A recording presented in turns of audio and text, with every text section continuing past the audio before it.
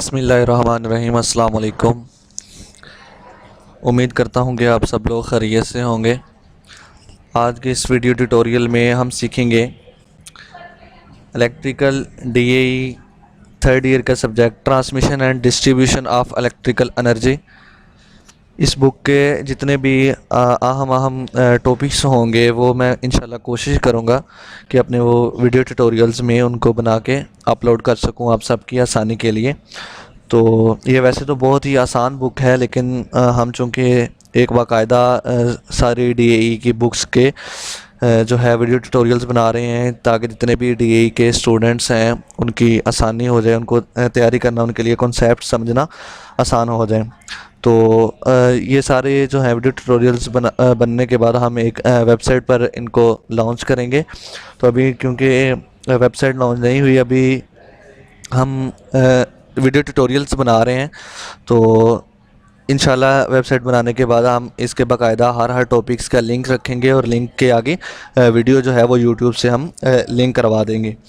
तो आइए शुरू करते हैं। ट्रांसमिशन सिस्टम्स, ट्रांसमिशन सिस्टम में होता क्या क्या है, तो इसकी ज़रूरत क्यों महसूस हुई। सबसे पहले कोई भी चीज़ जब बनाई जाती है तो उसके पीछे ज़रूरत का इन्हिसार होता है कि जो क्यों किस कोई भी चीज़ बनती है तो उसके पीछे जो है वो हमें जब ज़रूरत पड़ती है हमें कोई काम की तो हम उसको इन्वेंट करते हैं। यानी कि जो भी हमारा काम हमें जिस की ज़रूरत हुई हम उस चीज़ के बारे में सोचते हैं, उसके बारे में गौर करते हैं और उसके बाद उसको डेवलप करते हैं।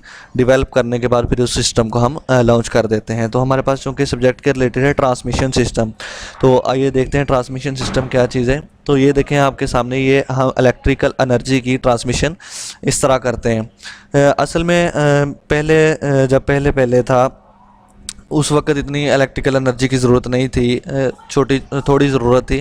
तो हम क्या करते थे कि पावर स्टेशंस जितने भी वो एनर्जी पैदा करते थे तो करीब करीब के इलाकों में पहुंचा देते थे, तो ट्रांसमिशन लाइनों की इतनी ज़रूरत नहीं पड़ती थी। चूँकि अब एनर्जी की भी बहुत ज़रूरत होती है, बहुत हाई मकदार में हमारी जो मोटर्स हैं फैक्ट्रीज़ में चल रही हैं। इसके अलावा जितने भी हमारे बरकी सिस्टम्स हैं, जो भी हम मशीनरीज को चला रहे हैं, तो उसके लिए हमें बहुत सारी एनर्जी की ज़रूरत होती है। तो इसलिए हमें अपना जो पावर स्टेशन है वो भी बड़ा करने की ज़रूरत महसूस हुई और इसके अलावा हमें बहुत सारी मकदार में इलेक्ट्रिकल एनर्जी को पैदा करने की ज़रूरत महसूस हुई। तो हमने वो क्या क्या अपने पावर स्टेशन का साइज़ और अपने पावर स्टेशन की पैदावार को हमने बढ़ा दिया।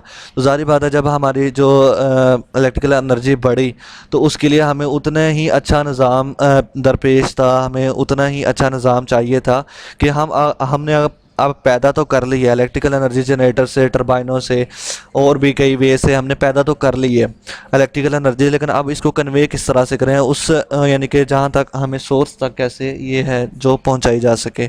तो अब हमने क्या किया, हमने ट्रांसमिशन लाइंस जो हैं वो बिछाई और ट्रांसमिशन सिस्टम्स डिज़ाइन किए कि किस किस तरीके से हम अपनी इलेक्ट्रिकल एनर्जी को एक बाकायदा वे से जो है वो हम कर सकते हैं, कन्वे कर सकते हैं, सोर्स तक पहुंचा सकते हैं। तो बेसिकली ट्रांसमिशन जो है वो हमारे पास दो तरह से होती है।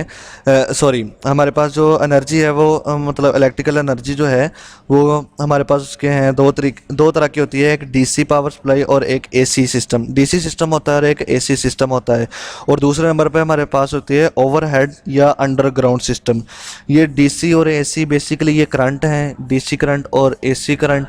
इनकी इंशाल्लाह आगे मैं डिटेल से जिक्र करूंगा कि ये क्या चीज़ होते हैं। और ओवरहेड और अंडरग्राउंड ये सिंपल कॉन्सेप्ट है कि हम अपनी ट्रांसमिशन लाइंस को किस तरह से सोर्स तक पहुंचाना चाहते हैं। ओवरहेड यानी कि या तो हम यानी कि ज़मीन से इतने ऊंचे हों कि वो हमारी पहुंच से दूर हों ताकि जो है किसी को उनका नुकसान ना पहुंच सके, और या फिर अंडरग्राउंड हो, ज़मीन के अंदर हम नालियां खोद कर उसको एक प्रॉपर वे से हम उसमें इलेक्ट्रिकल एनर्जी जो है या लाइनें जो हैं वो उसमें बिछा सकें।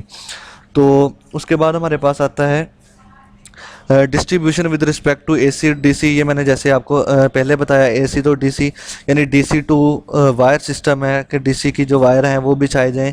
और उसके बाद आता है जी हमारे पास distribution with respect to voltage, यानी कि हम वोल्टेज के हिसाब से जो है वो कर लेते हैं, डिस्ट्रीब्यूशन कर लेते हैं। ये सिंपल सिंपल है, बहुत आसान है। लो वोल्टेज ट्रांसमिशन है कि जो लो वोल्टेज है ट्रांसमिशन, उनकी ट्रांसमिशन की जाए। मीडियम वोल्टेज है, उसके बाद आता है अगला स्टेप आता है मीडियम वोल्टेज, उसके बाद हाई वोल्टेज है, उसके बाद एक्स्ट्रा हाई वोल्टेज है, उसके बाद अल्ट्रा हाई वोल्टेज है। तो ये सारी जो है वो मतलब जो है वो तकसीम की हुई है वोल्टेज के हिसाब से, लाइनों के हिसाब से, कि मीडियम वोल्टेज इस लाइन से गुजारने हैं, लो वोल्टेज इस लाइन से गुजारने हैं, हाई वोल्टेज इस लाइन से गुजारने हैं, एक्स्ट्रा वोल्टेज जो है वो इस लाइन से गुजारने हैं, और अल्ट्रा हाई वोल्टेज जो है वो इस लाइन से गुजरेंगे। तो उसके बाद आता है जी मखसूस AC power supply scheme, typical AC power supply scheme.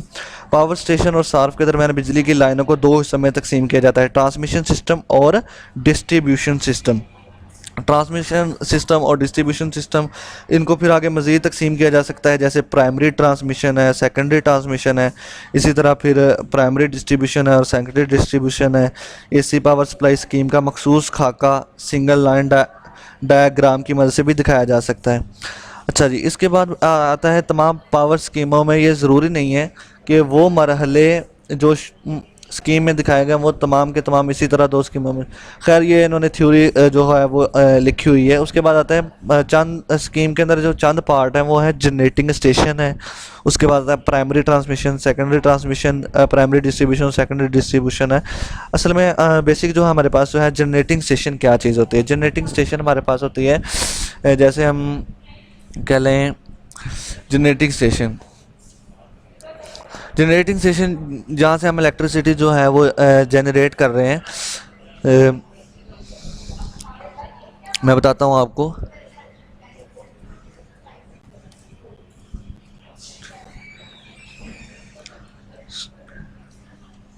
Generating station basically जो है हमारे पास ये देखें, जहाँ पर बिजली जो है वो पैदा हो रही है, जो इलेक्ट्रिसिटी है वो जो है वो पैदा हो रही है, यानी कि जहाँ पे हम या तो टरबाइन के ज़रिए इलेक्ट्रिसिटी पैदा कर रहे हैं, या फिर हम जो है हमारे पास मैकेनिकल सोर्स है इलेक्ट्रिसिटी पैदा करने, जैसे इंजन्स के ज़रिए हम इलेक्ट्रिसिटी पैदा कर रहे हैं, या इसके अलावा हम गैस के ज़रिए जो है वो इलेक्ट्रिसिटी अपनी पैदा कर रहे हैं। तो इस तरीके से ये हमारे पास जो है वो कॉन्सेप्ट बनता है कि जनरेटिंग स्टेशन हम उसको कहेंगे जहाँ पे जनरेट हो रहा है।